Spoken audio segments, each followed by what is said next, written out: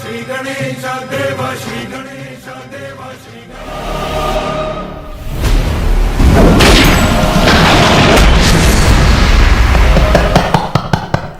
हमने का माफ कर दिया।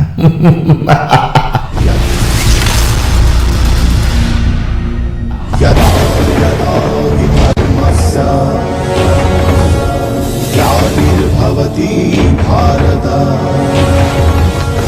अभ्युत्थानमधर्मस्य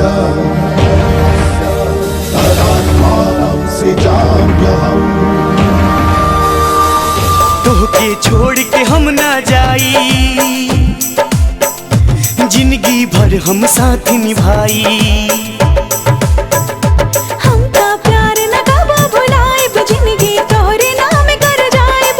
खुशी सारा देव संसार के, कसम बा तहरा प्यार के, कसम बा तहरा प्यार के।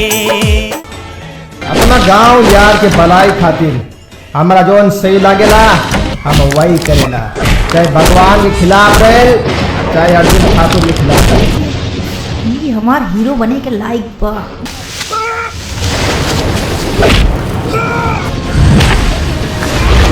लगा के लगा के लगा के लगा के लगा के फेयर लवली जान ले बहकारे पगली। लगा के फेयर लवली जान ले बहकारे पगली। चुनाव तो इस साल हमने कही।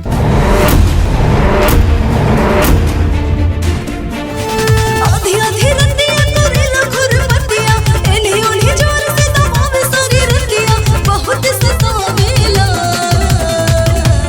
सैया करे कबूतर बाजी गुल्ली डंडा खिलावेला। सैया करे कबूतर बाजी गुल्ली डंडा खिलावेला।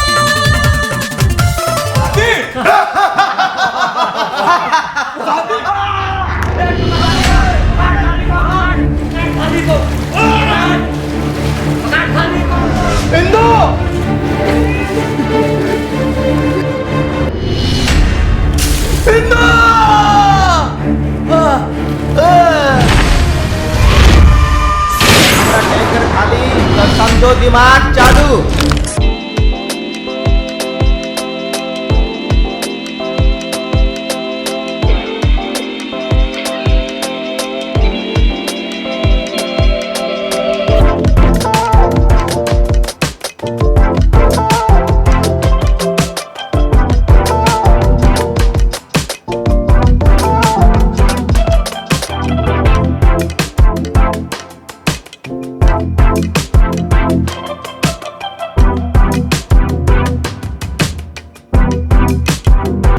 अरे ढूंढो रे उसको, सारे दरवाजे बंद कर दो गैरेज के।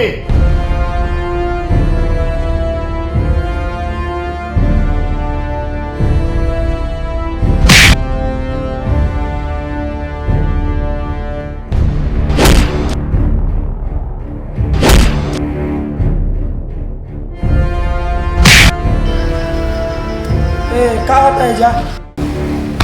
चेत सिंह नाम है मेरा।